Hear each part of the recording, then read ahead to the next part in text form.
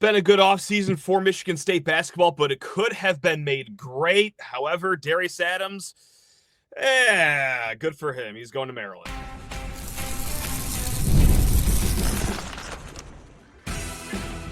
You are Locked On Spartans, your daily podcast on the Michigan State Spartans, part of the Locked On Podcast Network, your team every day. This episode of Locked On Spartans is brought to you by Monarch Money. Take control of your finances with Monarch Money. Use code LOCKEDONCollege at monarchmoney.com for 50% off your first year. Spartan friends, Spartan family, Locked On Spartans listeners, thank you all so much for tuning in to today's show of Locked On Spartans, your team in green and white 5 days a week. Please rate, review, subscribe. Comment below either the sad part that we're going to get into in segment one, which is five-star Darius Adams not coming to Michigan State, or hey, the good news. The schedule-ish kind of sort of release that Big Ten basketball came out with on this beautiful Tuesday. They listed the opponents, who's going to be home, who you're going to face on the road, and the three teams that you're going to face both home and away. We'll get into that later on. And then some football, some mailbag questions, but let's just talk about this right at the top. Against all odds, for the second time in this kid's commitment, Michigan State finishes with a silver medal in Darius Adams sweepstakes. Now, if you don't know Darius Adams, I'll just rifle through it really quick. Five-star kid, McDonald's All-American, three-level scorer. He was at one point a UConn commit, but when he committed to UConn, it was, very well thought that Michigan State was second place in that commitment. Okay, so he actually gets released from his letter of intent from UConn. He's back in the market, and my goodness gracious, hey, Michigan State, they're pursuing him. Adams is very receptive to what he's hearing from Michigan State. And what did you know it? Maryland, a team that wasn't even in the original recruitment back when he committed to UConn, they get the commitment. Buzz Williams, 1-0 already against Michigan State, and Tom Izzo here, the new Terrapins head coach. Good for him. That sucks. There's no other way to paint this. I can't give you positive spins on that one. That is a bummer. And I will say this. I'll press the brakes. I'm not going to go as far as saying, it's the whole offseason's ruined. No, it was a good offseason. It still is a good offseason. You got Caleb Glenn, Trey Fort, two older experienced guys that are going to solve some three-point shooting issues.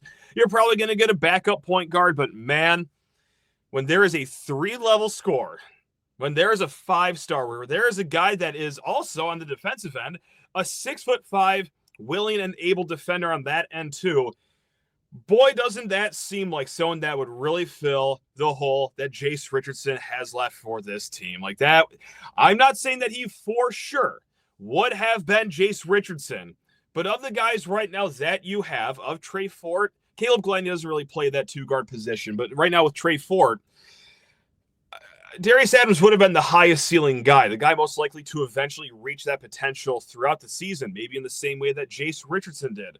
Solid start, and then really exploded once he got into February, because let's all remember, it's not just who you added this offseason, it's also who you lost. We already mentioned Jace Richardson. That's the big marquee name, of course.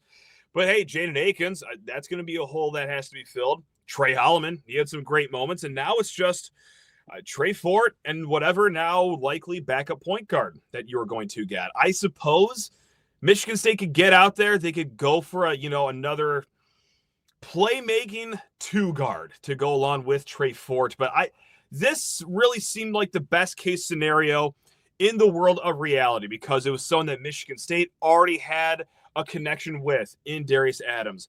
He's not going to charge the absolute world like a PJ Haggerty out of Memphis would, for example, or RJ Lewis out of St. John's would, for example. Yes, we want some playmakers. I think the best shot Michigan State had was going through this weird guy that just decommitted from a school he actually was committed to, so he wasn't technically a transfer, but he kind of was a transfer sort of thing.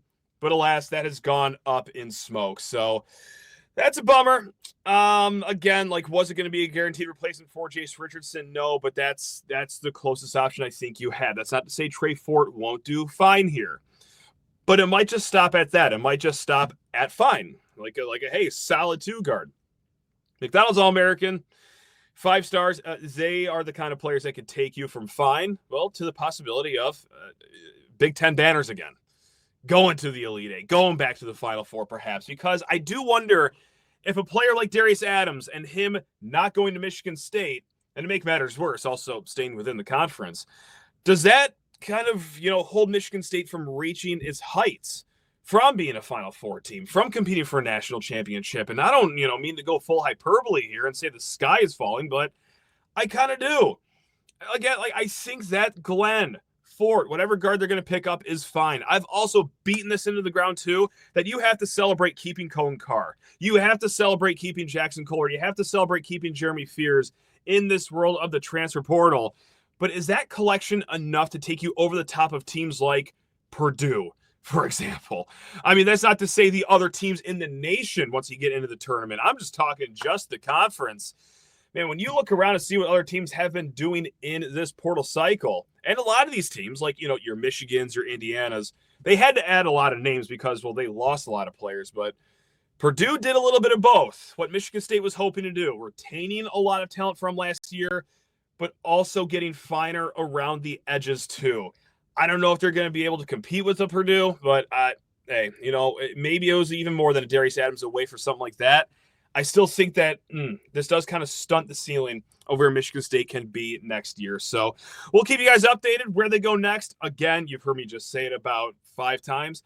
I suspect the backup point guard, someone to play behind Jeremy Fears. Yes, that was going to be Darius Adams, even though that would have been a little out of position for him. But you can make concessions for McDonald's All-Americans like Michigan State was prepared to do. But nevertheless, we will see him actually in Breslin Center. Let's get into the schedule because, guys, like I said, the Big Ten, they announced the opponents for this upcoming year. All right, who are you going to play at home? Who are you going to play away? And then the 3 teams that you play, both home and away. And actually, let's do this fancy little production value here on Locked On Spartans if you're watching on YouTube right now. Here is the schedule right there. I'm going to read them all off to you. If you're driving, do not get a pen and a paper out. But if you are just sitting at your desk, go ahead and jot this down if you haven't heard this already. Your home-only games: Illinois, Iowa, Maryland, Northwestern, Ohio State, UCLA, and USC. Your away-only games: Minnesota, Nebraska, Oregon, Penn State, Purdue, Washington, and Wisconsin. Now, here are your home and homes. The first one's Michigan, of course. That's going to be a staple until the sun engulfs the earth, or this rivalry gets too heated to play and the Big Ten says enough, whatever happens first. And then Indiana is going to be the other home. And then last but not least, Rutgers. Now, we don't know when any of these games are going to be played. That's going to come in a few months when the schedule is solidified, but that is what you are looking at right there. Guys, I got to say, overall, I like the shake for Michigan State here. And this is a dogfight Big Ten like it is every single season. There's never going to be a down year. So there's never going to be like a cakewalk through the conference schedule, right? You're always going to have away games that you hate. You're always going to have home games that you kind of like. You always want a few more of those. But I think all things considered, I like it, guys. Why I like it? Because, well, let's just start with these road games. Or I'm sorry. Let's back up here. These home games. Michigan, twice. Again, that's locked in. I mean, not much further comment on that. I do like that Indiana and Rutgers are both going to be home and home because those are both teams that are fringe NCAA tournament teams, specifically you, Indiana. Rutgers, if you want to surprise us, sure, go ahead. But hey, you know what? Between those 4 games, the 2 against Indiana, the 2 against Rutgers, could you go 3-1? I think right now, standing here in late April, yeah, that's a very real world that you can see. Indiana, under Coach DeVries, yeah, they'll be solid. It might take a year or 2 to get up to snuff, though, as far as, the Hoosier expectations go. So I don't hate that. I like that for the home and home series right there. Now, guys, the home games only. Really liking this right now. It's Illinois, it's Iowa, Maryland, Northwestern, Ohio State, UCLA, and USC. I love getting Illinois at home. That's going to be a really strong Fighting Illini team, just like they were last year, and I'm not mattering. But on a real note, this is going to be a good Illini team. Love getting them just at home. You don't have to go to their barn. Iowa, whatever. Maryland, I think they'll be fine this year. I like having them at home and not having to go back to College Park. Northwestern, okay, whatever. Ohio State, they'll be fine. But yeah, if you're a Michigan State fan that watched basketball last winter, you will like that UCLA and USC are circled in this home grouping. Now, every year, you're either going to get UCLA and USC at home out of the West Coast teams, or you get the Washington, Oregon. Whoever you don't get, you'll be hitting the road to see those teams. So let's talk about the away games right now. Minnesota, Nebraska, Oregon, Penn State, Purdue, Washington, Wisconsin. We're going to talk a little bit about more why I like those so much. But first, guys, you need to talk all your ears off about Monarch Money. That's right, the greatest financial app out there. Ever check your bank account and wonder, where did all my money go? Well, between dining out, online shopping, and entertainment, it is easy to lose track. That's where Monarch Money comes in, your personal CFO, giving you full visibility and control over your finances. Now, Monarch Money isn't just a budgeting app. It is a complete financial command center. You can track all your accounts, investments, and spending in one place, so you stop just managing your money and you start building that wealth. Now, managing your money with your partner is smoother than ever. You can track shared and personal accounts, set goals, stay on the same page without all that stress. And guys, it is really easy to budget smarter than ever. Take control of your finances with Monarch Money. Use code LOCKEDONCollege at monarchmoney.com for 50% off your first year. Again, guys, it's monarchmoney.com, code LOCKEDONCollege for half off your first year at monarchmoney.com. Now, let's get back into the schedule here, guys, because I do like especially how this shakes out for the road games. Because I'll reiterate this, I'm sure you agree. It gets nasty in the Big Ten almost every single year. I can't remember the last year where you look at the Big Ten teams and you're like, oh, yeah, it's actually not going to be blood all over the court when the season's all done. So, again, for the away teams, Minnesota and Nebraska, Oregon, Penn State, Purdue, Washington, and Wisconsin. Purdue and Wisconsin, those are the two road games where you're going to go to, and I'm looking at that as like a 90% chance of losing that game. And if there's only two of those kind of games, though, guys, like if there's only two games that you feel really bad about with road only, I consider that a pretty good shake for Michigan State. Like Michigan, Rutgers, Indiana, Illinois, Maryland, UCLA, USC, Purdue, Wisconsin. Those are 9 barns that I for sure don't want to go to. You only got to go to 2 of them just on the road. Like Rutgers, Michigan, of course, Indiana. Those are 3, but you at least get to host them as well. Only Purdue and Wisconsin are your road-only games. Like, you can manage with that. You can manage with going to just Minnesota. You can win that game. Nebraska, you can win that game. Oregon, tough, but you can win that game. Penn State, you can win that game. Washington, I think you can win that game. Wisconsin, that's where it gets a little tough. And Purdue, look, when the dialogue was going online on Twitter with other Michigan State fans, there were some people that were saying, I don't know about going to Purdue as the only game in West Lafayette. I don't know how that's going to go. I do. I know how it's going to go. We'll probably lose by 20. Life is a lot better when you could just actually know what's going to happen and embrace it and don't even hold out hope that anything could happen. But guys, you're looking at the schedule. All things considered, I like it. And here's something that I actually dug up too that I don't know if this is anything, but I went over to 24/7 Sports. I went to their transfer portal rankings for basketball, and 8 of the top 10 portal classes in the Big Ten, you get to play those teams at home. The only 2 that you don't get to play at home are Washington, who's the 5th best transfer portal program in the Big Ten, and then Minnesota, who's ranked 9th. And the reason they're ranked 9th is because they've had to get a lot of players. And sometimes you get in the top 10 of your own conference just for sheer volume. So that is with the schedule right now. The other games that we do know about, guys, the Champions Classic at Madison Square Garden against Kentucky, of course, and then that Fort Myers tip-off. North Carolina is going to be one of the teams in there that Michigan State will face. The 3rd team announced is St. Bonaventure. We're still waiting on the 4th team there for that Thanksgiving tournament. But yeah, I like it. Can it be a Big Ten repeat year? A lot of things will have to go Michigan State's way. But yeah, if you want to get up there, if you want a high seed going into March Madness, hey, yeah, well, we'll take it. So thank you, Big Ten. Guys, let's switch it up here. Let's talk about football for a hot second, and let's talk about transfer portal because apparently we are not done. Cam Williams, this is a guy that visited not too long ago in East Lansing. He committed to Michigan State on Tuesday. The 6'5" rush end out of Georgia State by way of Jacksonville State, by way of Troy. Yes, he picked the Spartans over Georgia Tech and Kansas, 2 other programs that he visited to. Now, at Georgia State, who, by the way, they went 3-9 last year, Sure, the refs screwed them in all 9 of those losses. It was a tough year for the Panthers. But hey, amongst the tough year, well, Pro Football Focus says that you just got their best graded defender. All right, so he was a spot starter last year. He started about half the games. He had still a decent role in the games he didn't start. But 12 pressures, 1 sack, and that's what you got from Georgia State right there. So you just added Isaac Smith not too long ago from Texas Tech. Guy that had 9 pressures, 1 sack over there too. So this is just bolstering more depth in that rush end room, guys, the defensive end room, however you want to categorize it, because it has been well documented as they went 6 straight games one time without a sack that, yeah, they're going to need all the help they can get here. So far in the transfer portal, of course, we just talked about him, Cam Williams, David Santiago, Anelu Lafayette, Isaac Smith. And you already have Jalen Thompson, Tyler Gillison, Quindarius Dunnigan, and Kike Burnett. Now, Nicholas, you know what? We're going to keep this conversation going because Nicholas wrote into the mailbag at lockedonspartans@gmail.com. First, started talking about, hey, the departure of Dylan Tatum, basically saying it'd be like that sometimes, which, yes, that is a measured, mature take to make, Nicholas. But he also said, I need your opinion on Cam Williams.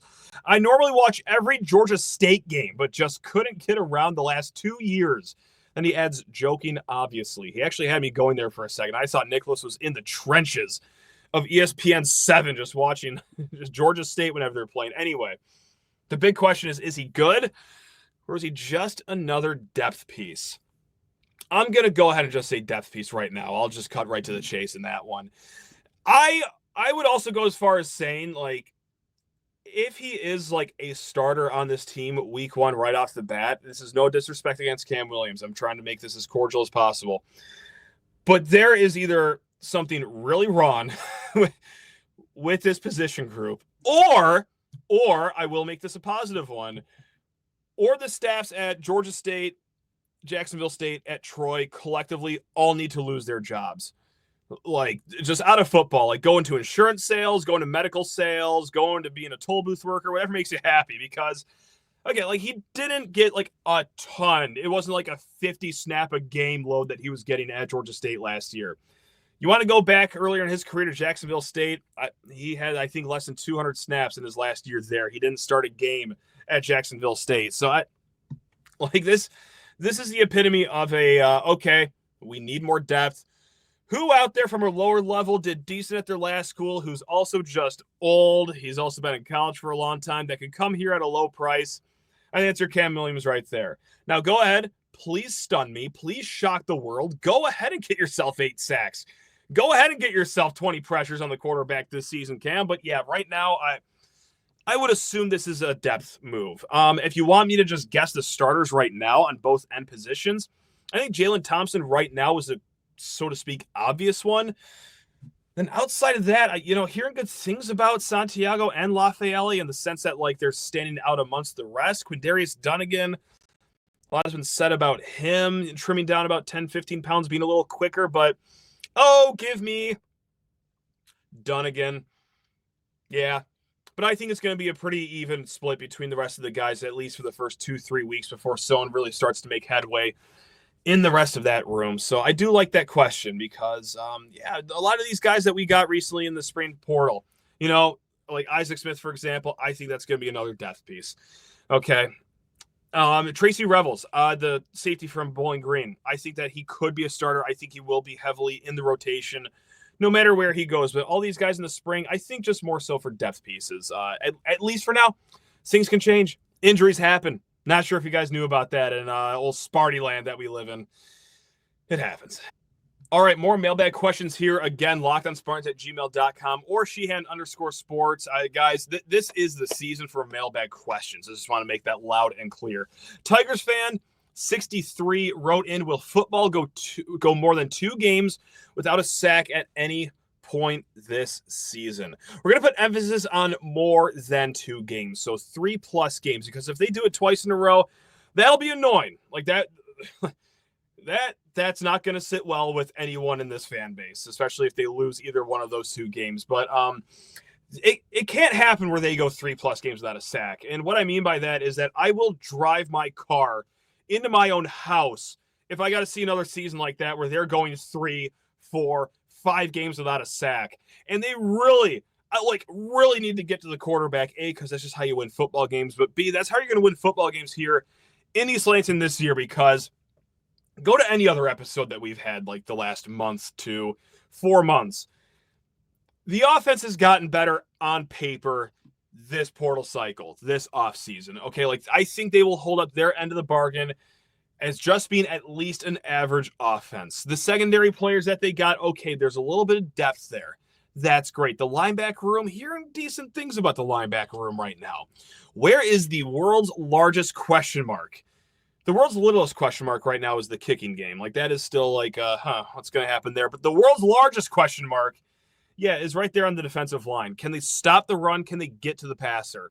If they can't do either of those, if that one position group can't show something this year, get ready for 4 straight years of doing another season like this where we're not going to a bowl game. And I got to come on here the last week of the season and talk about, maybe we can do it again next year. Anyway, but no, will they? I hope not. Can they? No, they can't.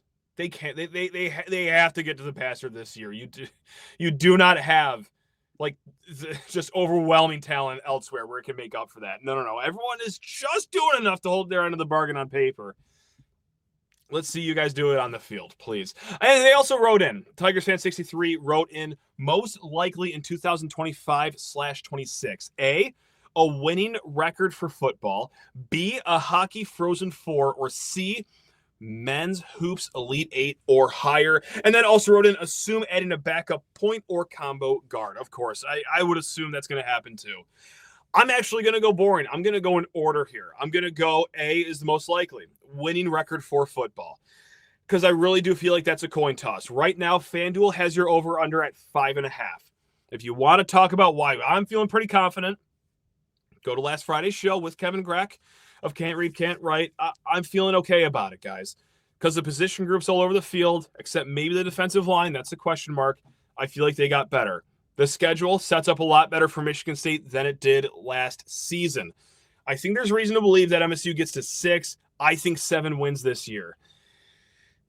Can we get bid on that? No, come on. That's never happened in the last few years. All my over-under bets have hit for Michigan State lately. Anyway, guys, especially with how the schedule opens for Michigan State, if they don't get out of their first 3 games 3-0, that'd be a disappointment. So, hey, that's why I think it's going to be that, because I think it's at least a coin toss at the worst, if not a little better than coin toss odds for a winning record for football. Now, B, hockey Frozen Four. I don't even know why they're going to lace them up the first few months of the season. Like, let's just all speed run. Let's call it the Big Ten tournament. I suppose that'll be a fun little thing to watch again, see if they can do it for a 3rd year in a row. But if they do, if they don't, who in that locker room would like truly care beyond a half hour after that championship game ends? It's all about this Frozen Four. It's all about getting to the national title game and maybe winning it too.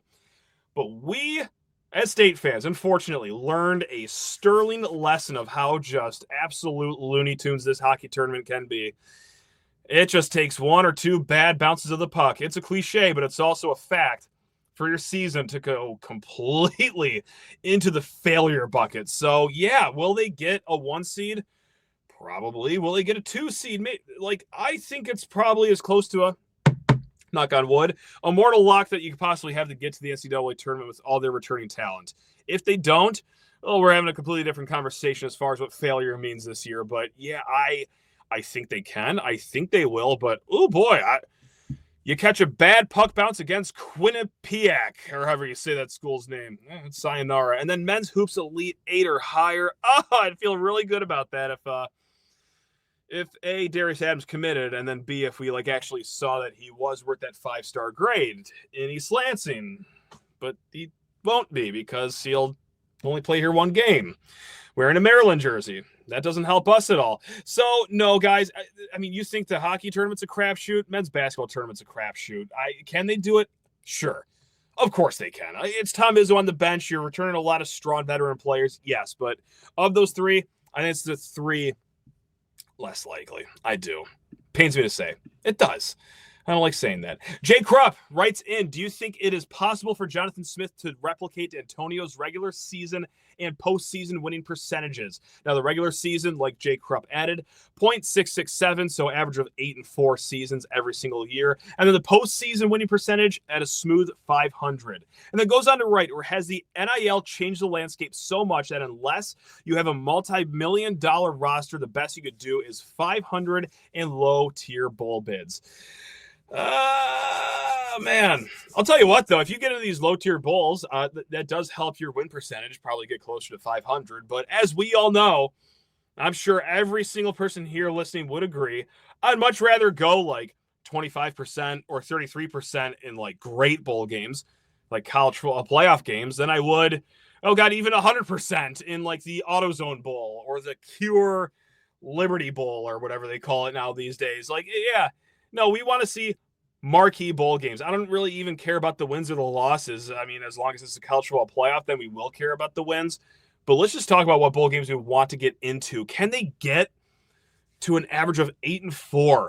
Match that to Antonio regular season, because what really helped Antonio, because he kind of crashed at the end. It's kind of a slow-ish build to start. That middle, guys, was we will probably never see anything like it here at Michigan State. I hope to see it. But, man, will they? I just don't know. I could see Jonathan Smith getting into a groove here where he can, get to 8-4, 8-4, 9-3, 8-4, like, in due time. Maybe it starts this year, maybe it starts next year, but man, it's still got to be a good rise up here, and there's got to be a lot of questions answered this upcoming fall, and also on the recruiting trail too, for me to really believe that. Now, where it's going to have to work out here and where NIL does help Michigan State here, because it's not like Michigan State is like some school for the poor program. Like, Aiden Childs ain't playing here for free. Nick Marsh did not come back here just because he loves crunchies that much. Like, no, they do take care of their players. What the problem is right now, and we talked about this in previous episodes too, so I apologize if I sound like a broken record, is that, hey, Michigan State needs to recruit better. Maybe because better players, help a program win. Duh, no kidding. But you need your position groups to be more fleshed out with depth. Kind of like what we're seeing in the offensive line room right now. Okay, kind of like what we're seeing with the linebackers, thanks to a few savvy portal pickups last year with guys with lots of eligibility. But the point I'm trying to get at here is, like, if you could bolster depth at enough positions by way of recruiting out of high school, then you can go into portal season. Then you can go ahead and use that portal NIL pool to really focus in on just like one or two positions. Not like this year where you're going into the portal and you're saying, hey, you know what? We really need a rush end. But unfortunately, we also need money for an offensive line and wide receivers and secondary. And we're not even talking just like one or two players. No, we needed a new wide receiver room, a new secondary room. Essentially, at this point, a new defensive end room. So when you spread the NIL money out that thin, well, who's really reaping the benefit over the rest of the position groups? No one. Right now, we're still trying to get stability in all this altitude. It's a turbulent plane that Jonathan Smith took over, but eventually the game plan is, and I hope it works out, I'm not saying it will, I hope it does, is that there is depth that is growing within the program. So, hey, after this season, they look and say, hey, all we do need is just, one rush guy. All we need is one linebacker. And you know what? We'll take one or two offensive linemen. Let's just go ball out. Let's just go use that money. We are finally in a good place. But we'll see if that actually happens, of course. We're going to end with this question. Great question from my man Pablo over here. Choose one Spartan from each football and basketball team of the last decade to punch you in the face. Yes. Now he writes in, probably, quote, not that tough factor, or maybe a Joey Hauser slander deserving punch, but we know about that one. Now that is an A+ 5-star listener of the podcast right here, because I don't feel good about it. Joey Hauser was raked over a little bit of coals here on this show during those trying times early on. Turned out to be a fantastic basketball player, massive egg on my face, and I would not mind Joey Hauser's knuckles on my face. So in the penance division, like who I deserve to get punched in the face by, it's going to be Joey Hauser for basketball, of course. And the football, not much of a question either. It's Connor Hayward. It's going to have to be. I used to come on here just livid. Why can't we ever get 3rd and 1s converted? What is going on with this running back that's bigger than some of these linebackers? Why can't he just do anything right? Well, it turns out he was playing incredibly out of position, and he was just an H-back all along. He was never meant to have the ball just handed straight off to him, and he should have had the ball thrown to him instead because, whoo-hoo-wee, that last year, he made some magic. God, he was great. I do love Connor Hayward. I'm sure he thinks the complete opposite of me if he even knows who I am. And if he does, Connor, you're invited anytime to come over here and get a punch in on this here face. Now, in the maybe I can take it factor, I'm going to go with a fan favorite. I know who everyone's going to be rooting for here when he squares up against me. This is going to be a road game for me. But Steven Izzo is who I'm going to go with out of basketball. I feel like I could absorb one of those at least a lot better than all the other options that I have. And then the other one, I really had to go to the kicker division here. And my God, he played 10 years ago. I forget how long a decade is, but I'm going to go Michael Geiger here. Of the kickers, like ever since then, you got your Matt Coughlin's, of course. You got your Ben Pattons.